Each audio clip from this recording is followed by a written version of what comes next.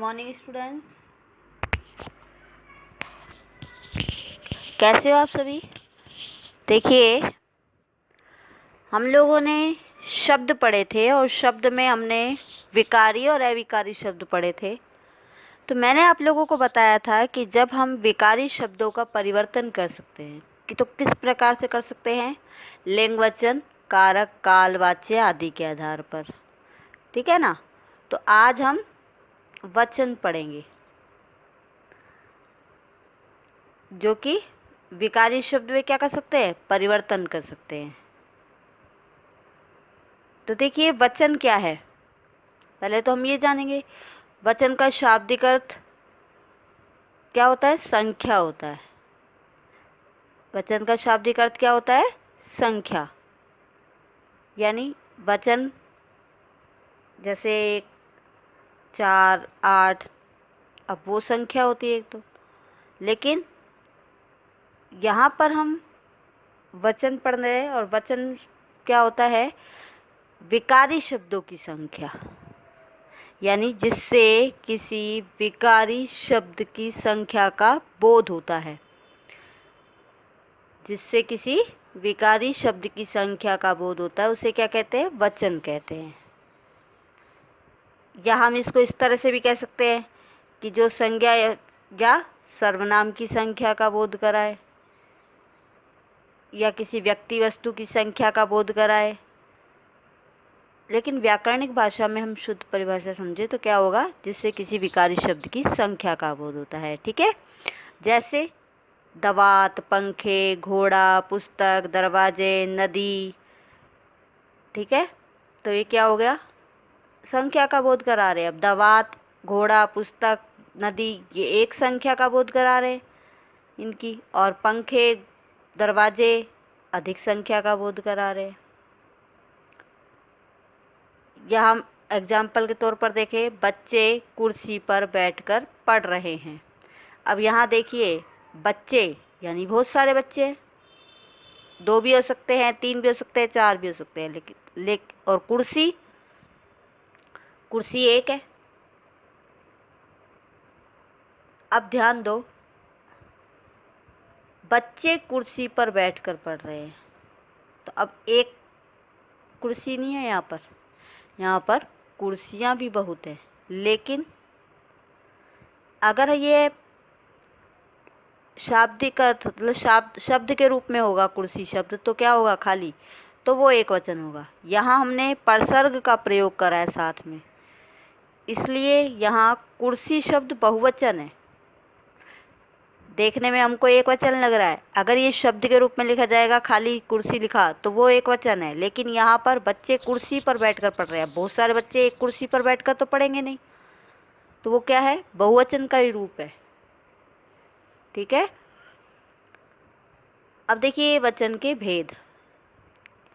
हिंदी में वचन 2 प्रकार के होते हैं। कितने प्रकार के होते हैं, 2 प्रकार के। कौन कौन से, एक वचन और बहुवचन। जबकि संस्कृत में कितने होते हैं, 3 होते हैं। ध्यान रखना, अक्सर बच्चे इसको गलत कर देते हैं। एक वचन, बहुवचन, हिंदी में 2 ही भेद होते हैं, जबकि संस्कृत में एक वचन, द्विवचन और बहुवचन 3 भेद होते हैं। तो अब क्योंकि हम हिंदी पढ़ रहे हैं तो हमें हिंदी के वचनों के भेद जानने होंगे। तो हिंदी में 2 ही प्रकार होंगे, एक वचन और बहुवचन। अब एक वचन यानी एक संख्या, जिस शब्द से किसी व्यक्ति या वस्तु की एक संख्या होने का बोध होता है, तो वो क्या होता है, एक वचन कहलाता है। जैसे नदी, पुस्तक, बालक, दास, लोटा, ये सब एक वस्तु है। लड़का खेल रहा है, अब यहाँ पर लड़का एक लड़का है। खिलौना टूट गया, तो खिलौना क्या है, एक संख्या है। आया समझ में। तो इसी प्रकार बहुवचन, बहुवचन में क्या होगा, बहु यानी अनेक, वचन संख्या, जिस शब्द से किसी व्यक्ति या वस्तु की 2 या 2 से अधिक संख्या होने का पता चले। 2 या 2 से अधिक व्यक्ति वस्तु की संख्या का बोध होता है तो उसे क्या कहते हैं, बहुवचन कहते हैं। जैसे लड़के खेल रहे हैं, खिलौने टूट गए, नदियाँ, पुस्तकें, बालकों, बालिकाएं, बेटियां। ठीक है, तो ये क्या है? अनेक संख्याओं का बोध करा रहे। अब देखिए, कुछ शब्द तो ऐसे होते हैं जो परिवर्तित किए जाते हैं लिंग के आधार पर, और कुछ हमेशा एक वचन और बहुवचन में ही रहते हैं, प्रयोग किए जाते हैं। तो आज हम बहुवचन बनाने के नियम पढ़ेंगे। सबसे पहले देखिए पुल्लिंग शब्दों को। लिंग दो भेद होते हैं, पुल्लिंग और स्त्रीलिंग। पुल्लिंग पुरुष जाति का बोध कराए और स्त्रीलिंग स्त्रीलिंग यानी स्त्री जाति का बोध कराए। तो पुल्लिंग शब्द के अंत में यदि हम ए जोड़, अगर आया है तो ए जोड़ दे, सॉरी ए में बदल देते हैं। पुल्लिंग शब्दों के अंत में यदि आ जाता है तो उसे क्या कर देते हैं? ए कर देते हैं। जैसे कमरा, कमरा में क्या आ रहा है? अंत में आ रहा है, तो उसको क्या कर देंगे? आ को ए कर देंगे, तो क्या हो जाएगा? कमरे। इसी प्रकार लड़का, लड़के, ताला, ताले, मेला, मेले, कोआ, कोए। ठीक है, तो ये क्या थे? पुल्लिंग शब्दों के अंत में यदि आ जाए तो उसको क्या करेंगे? ए कर देंगे। जूता, जूते, मोजा, मोजे। तो इस तरह के शब्द क्या हो जाते हैं? आ का ए हो जाता है और रूप परिवर्तित हो जाता है, बहुवचन बन जाता है। इसी प्रकार अगला देखिए, स्त्रीलिंग शब्दांत। देखिए आगे, जैसे स्त्रीलिंग शब्दांत ए को ए में बदल देते हैं, यानी अकारांत स्त्रीलिंग होता है तो उसको ए में बदल देंगे। जैसे पुस्तक, पुस्तकें। अब पुस्तक में क्या आ रहा है? ए आ रहा है, और ये स्त्रीलिंग का शब्द है, तो क्या हो जाएगा? ए हो जाएगा। पुस्तकें, ये ध्यान रखना कि यहाँ बिंदी जरूर आएगी। ठीक है, क्योंकि अगर बिंदी नहीं होगी तो वो क्या हो जाएगा? पुल्लिंग का बहुवचन हो जाएगा, तो वो गलत हो जाएगा ना। दाल का दालें, रात का रातें, बात का बातें, मेज मेजें, सड़क सड़कें, तलवार तलवारें, चादर चादरें। तो इस तरह से ए को क्या करेंगे? हम ए में बदल देंगे। आगे देखिए, स्त्रीलिंग शब्दांत में यदि क्या आ जाए? आ जाए, तो उसको क्या कर देते? ए जोड़ देते हैं। अब इसमें बदलना नहीं है, ध्यान रखना। ए को तो हमने ए में बदला था, जबकि अब क्या करना है हमको? स्त्रीलिंग शब्द में आए आ को क्या करना है? ए जोड़ना है, बदलना नहीं है। जैसे कविता, अब कविता में क्या आ रहा है? ए आ रहा है, आ रहा है, तो उसको क्या कर देंगे? ए जोड़ देंगे साथ में, तो क्या हो जाएगा? कविताएं। इसी प्रकार कथा, कथाएं, महिला, महिलाएं, सेना, सेनाएं, अध्यापिका, अध्यापिकाएं। ठीक है, पाठशाला, पाठशालाएं, रेखा, रेखाएं, शाखा, शाखाएं। तो आ के साथ क्या करना है हमको? ए जोड़ना है। यहाँ पर ए के ऊपर चंद्र बिंदु है, ये और ध्यान रख लेना। क्या है? चंद्र बिंदु है। आगे देखिए, नेक्स्ट नियम, यदि स्त्रीलिंग शब्दों के अंत में क्या आ जाए? ई या ई आ जाए, यानी लघु री या दीर्घ री ई आ जाए, तो क्या हो जाता है? इया हो जाता है। यानी छोटी ई है तो वो छोटी ही रहेगी, लेकिन यदि बड़ी ई है, दीर्घ ई है, तो उसको लघु ई में बदल देंगे, छोटी ई में बदल देंगे और यहाँ जोड़ देंगे। ठीक है, तो वो क्या हो जाएगा? इया हो जाएगा। जैसे देवी, अब देवी में देखो बड़ी बी आ रही है, अंत में बड़ी ई आ रही है, तो उसको क्या कर देंगे? छोटी ई कर देंगे, है ना, और यहाँ जोड़ देंगे, तो क्या हो गया? देवियाँ। इसी प्रकार नदी, नदियाँ। अगला लिपि, अब लिपि में देखिए छोटी ई आई है, क्या आई है? छोटी, तो हमको यहाँ कोई परिवर्तन नहीं करना, क्योंकि छोटी ही तो छोटी ही में रहेगी, लेकिन क्या करना है, यहाँ जोड़ देना है साथ में। तो क्या हो जाएगा, लिपिका लिपियाँ। इसी प्रकार रीति रीतियाँ, तिथि तिथियाँ, राशि राशियाँ। ठीक है।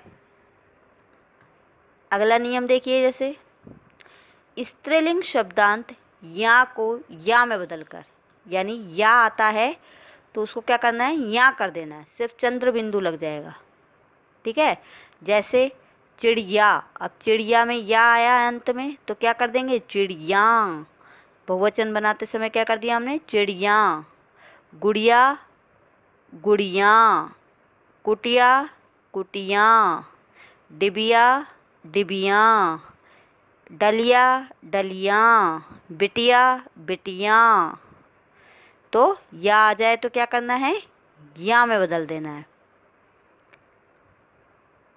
इसी प्रकार अगला नियम देखिए, स्त्रीलिंग शब्दांत उ या ऊ के साथ ए लगाकर, यानी जैसे हमने ई में करा था, लघु है तो कोई परिवर्तन नहीं करके और यहाँ जोड़ा था, और दीर्घ ई था तो हमने उसको लघु में बदल के और यहाँ जोड़ा था।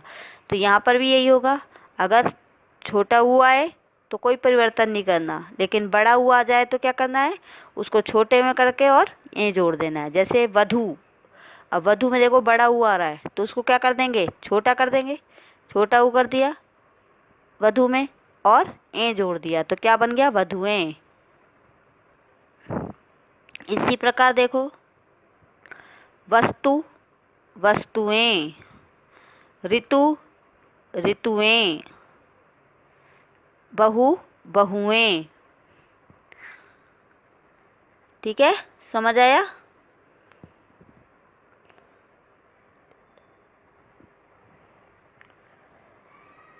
आ गया समझ आपको। तो ये थे स्त्रीलिंग शब्दों में जो हम बहुवचन बनाते हैं तो उनमें कैसे परिवर्तन करते हैं। अब देखिए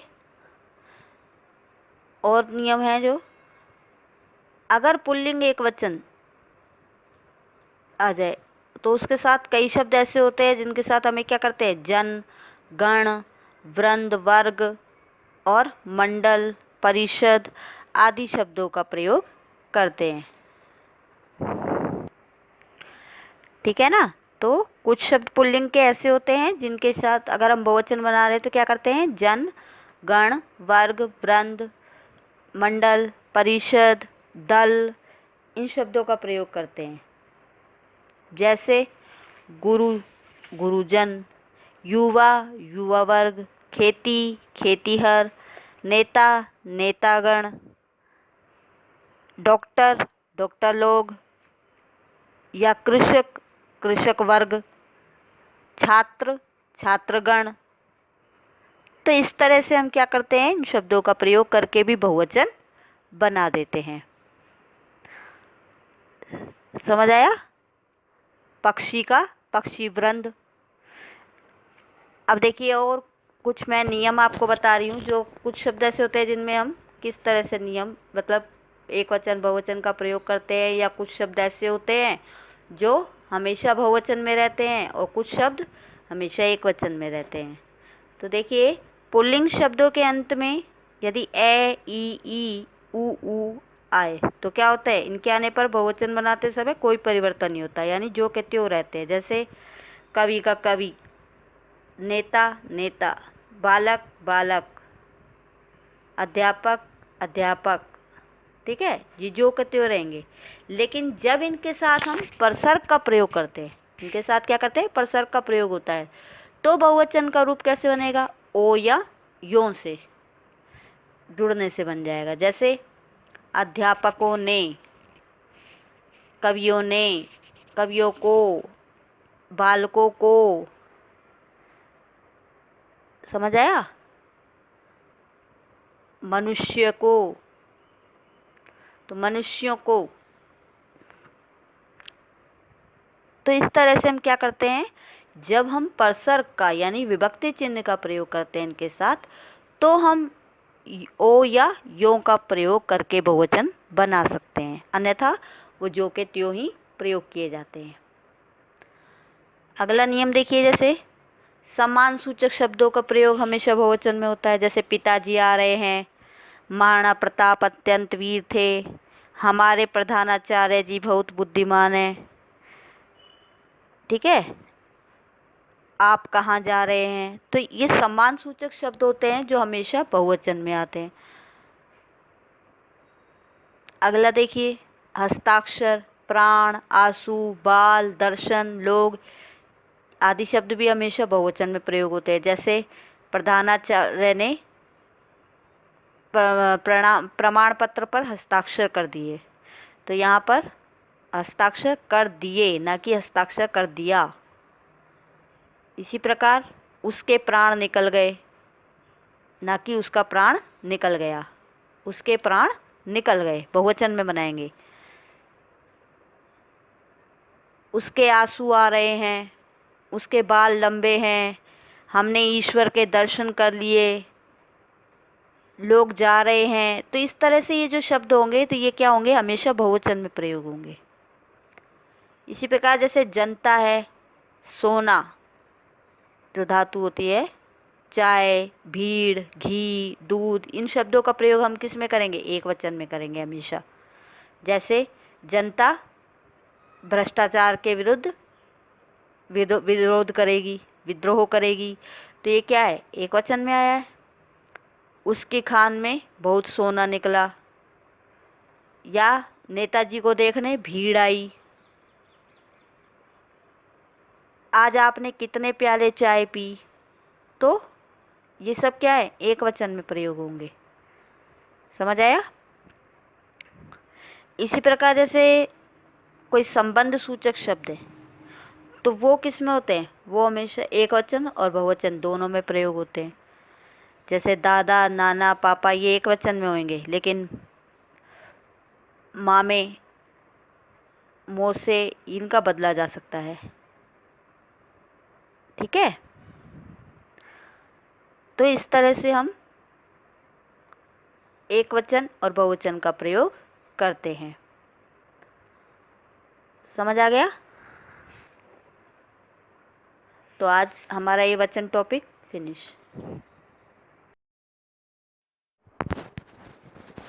that's it for today's video.